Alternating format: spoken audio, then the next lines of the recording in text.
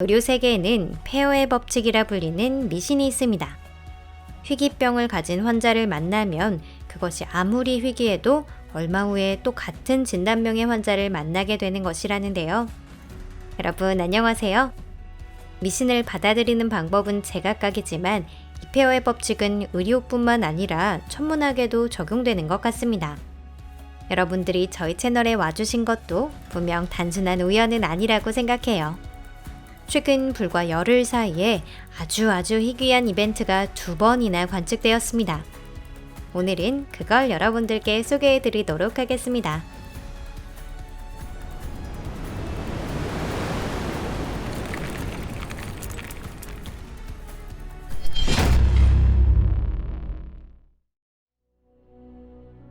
우주 몬스터는 뭘 먹을까? 블랙홀에 대해서는 저희 채널에서 지금까지 몇 번이나 영상을 보내드렸기 때문에 다시 설명할 필요는 없을 것 같아요. 블랙홀에 대해 알아야 할 것은 큰 질량에 어울리지 않는 아주 작은 반경을 가진 우주 몬스터라는 것입니다. 따라서 블랙홀에 무심코 접근한 천체는 초강력 조성력의 작용을 받아 갈기갈기 찢기고 심지어 원자로 분해되죠. 뿐만이 아닙니다. 여러분들도 분명 어딘가에서 가상의 이미지를 본 적이 있으실 텐데 블랙홀의 검은 구체의 표면, 즉 사건의 지평선을 넘어서면 거기에서 탈출하기 위해서는 광속을 넘는 속도가 필요합니다. 간단히 말해서 블랙홀에 빠지게 되면 영원히 계속 떨어진다는 것이죠. 사건의 지평선을 넘어가면 되돌릴 수 없습니다. 블랙홀의 이런 무서움이 각종 SF 소설이나 영화에서 묘사되지만 미래 우주 승무원에게는 아무런 위협이 되지 않을 겁니다. 블랙홀은 굉장히 작지만 멀리서도 알아차릴 수 있습니다. 설령 블랙홀이 밀집한 지역이라도 우주선에 탑재된 컴퓨터가 쉽고 안전한 진로를 보여줄 겁니다. 하지만 엔진을 탑재하지 않고 항해사의 도움도 받지 못하는, 다시 말해 자기의 의지로 궤도를 바꿀 수 없는 천체에게 있어 블랙홀은 실로 위험한 존재입니다. 대부분의 블랙홀에는 우주물질이 끊임없이 쏟아져 내리며 만들어진 강착 원반이라는 구조가 있습니다. 종종 비교적 큰 천체조차 불운을 겪게 될 수 있는데요. 예를 들면 최근 초대질량 블랙홀이 별을 통째로 삼킨 채 갈갈이 찢어 사건의 지평선 깊숙이 끌고 들어가는 모습이 관측됐습니다. 참고로 이 주제에 대해서는 이전에 저희 채널의 다른 영상에서도 다루었던 적이 있습니다. 2개의 블랙홀이 충돌을 거쳐 하나의 우주 몬스터로 합쳐지는 모습은 매우 드물고 아주 임팩트 있는 광경입니다. 블랙홀과 행성과의 충돌도 흥미로운 광경이 될 것 같은데 아직까지 그러한 현상은 한 번도 관측되지 않았습니다. 그리고 얼마 전까지만 해도 블랙홀과 중성자별의 충돌 역시 확인된 바가 없었다는데요. 사실 이 두 천체는 모두 매우 드물고 발견하기 어려운 것으로 알려져 있습니다.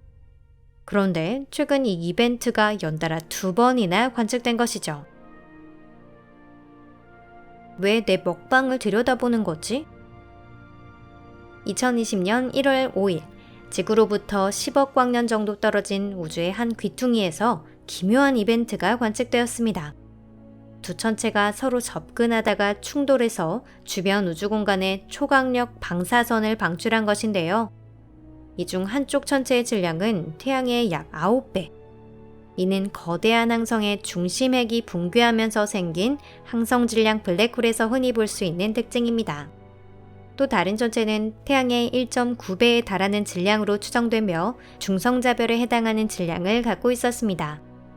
이 이벤트는 GW200105라고 명명되었지만 안타깝게도 제대로 관측하고 기록되지는 못했습니다. 조사를 하던 전문가들이 가동시킨 검출기가 한 대밖에 가동하고 있지 않았고 다른 하나는 일시적으로 꺼져 있었던 것입니다. 정말 안타까운 우연이 아닐 수 없네요. 전문가는 이 안타까운 마음을 곱씹으며 희귀한 이벤트를 관측할 기회가 다시 오길 바랬을 겁니다. 마침 그날 운명의 여신의 기분이 좋았던 걸까요? 2번째 기회가 운 좋게도 바로 찾아왔습니다. 이와 같은 이벤트가 관측된 것은 그 10일 후인 1월 15일의 일입니다. 이 이벤트는 GW200115로 명명되었으며 또다시 블랙홀과 중성자별의 충돌이 관측되었습니다. 이때 블랙홀의 질량은 태양의 5.7배로 첫 번째 때보다도 조금 가벼웠으며 희생된 천체의 질량은 태양의 1.5배였습니다. 이번에야말로 전문가들의 준비는 완벽했습니다. 4대의 검출기를 통해 이 대변동을 세세하게 그려낼 수 있는 충분한 데이터를 얻어냈습니다. 불운한 중성자별이 도대체 어디서 왔는지는 알 수 없습니다. 아마도 GW200115가 일어난 은하는 과거 쌍성계였을 겁니다. 이 쌍성계에 태양의 질량을 크게 웃도는 고온의 밝은 항성이 2개 있었고 한쪽 항성이 다른 쪽 질량을 약간 웃돌았을 것으로 추정됩니다. 이런 항성은 오래 살지 못하기 때문에 수명이 다 되면서 둘 다 폭발합니다. 폭발은 우주 스케일로 말하자면 거의 동시에 일어났을지도 모릅니다. 하지만 두 항성엔 질량 차이가 있었기 때문에 운명을 달리했죠. 큰 별의 잔해는 이른바 톨만, 오펜하이머, 볼코프 한계를 넘어 붕괴되었고 머지않아 블랙홀이 되었습니다. 한편 작은 쪽 별의 중심핵은 붕괴되어 중성자별이 되었습니다. 이 대변동 이후 중성자별은 잠시 블랙홀 주위를 돌았습니다. 그 후 작은 별의 잔해는 곧 우주 몬스터의 인력으로 인해 그 입속으로 들어갔을 겁니다. 어쩌면 처음 중성자별의 궤도는 안정되어 있었지만 근처를 통과한 어떤 천체의 중력에 의해 중성자별이 블랙홀 쪽으로 밀려나갔을 가능성도 생각해 볼 수 있습니다. 하지만 그것은 지금의 우리에게 그다지 중요하지 않습니다. 중성자별은 매우 작으며 그 직경이 10km에서 20km를 넘지 않습니다. 한편 질량은 매우 커서 비교하자면 성냥갑 크기이면서 수십억 톤을 가진 물질인 셈입니다. 이런 별에는 원자핵과 전자, 중성자가 꽉 차 있기 때문에 제대로 된 원자를 만들 수 없습니다. 요약하면 별 자체가 통째로 하나의 거대 원자와 같다고 볼 수 있죠. 중성자별의 입자는 무시무시한 중력에 단단히 잡혀 있습니다. 때문에 중성자별을 파괴할 수 있는 것은 그 중력을 웃도는 블랙홀 이외에는 없습니다. 파멸의 운명에 있는 중성자별은 죽음을 맞이하기 훨씬 전부터 초강력 조성력에 의해 불안정해졌을 겁니다. 블랙홀의 중력은 이웃한 것들을 갈기갈기 찢고 원자핵, 전자, 중성자는 우주 공간으로 방출됩니다. 인접한 행성의 주민들에게는 이건 매우 흥미롭고 눈부신 광경이었을 겁니다. 다만 매우 위험한 광경이기도 했죠. 중성자별이 죽어나가며 엄청난 양의 방사선을 방출했기 때문입니다.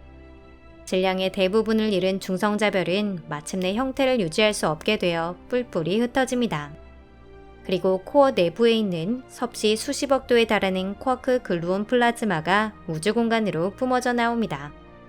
이 지역에서 이 정도로 물질이 집중된 것은 빅뱅 이래 처음 있는 일이었는데요. 이어서 우주는 급속히 차가워지게 됩니다. 하지만 그동안 밝은 섬광이 나타났을 겁니다. 쿼크 글루온 플라즈마 폭발로 중성자별 조각은 흩어졌지만 이내 블랙홀에 모두 삼켜졌습니다. 배가 부른 블랙홀은 중력파를 일으켰고요. 그리고 우리는 바로 그것을 관측하는 데 성공한 것입니다.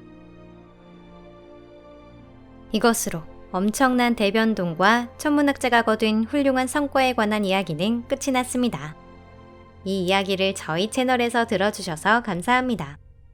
영상이 마음에 드셨다면 좋겠네요. 그 다음은 어떻게 된 건지 의문스럽게 생각하는 분이 계실지도 모르겠는데요. 인생에는 흔히 있는 일이지만 대변동이 끝난 이후엔 모두 안정을 찾아 자리를 잡았습니다. 그러나 질량을 늘린 블랙홀은 더더욱 외로워졌죠. 더는 함께할 존재가 없기 때문입니다. 또한 강력한 우주 방사선 버스트에 의해 인근 행성의 주민들도 큰 불편을 겪을 것입니다. 그리고 10억 년 후 이 사건의 전말이 다른 은하의 먼 행성의 주민에게 알려지게 됩니다. 이 이벤트가 일어났을 무렵에는 아직 선조들이 무태도 오르지 않았던 시기입니다. 그 존재는 바로 우리 인류입니다.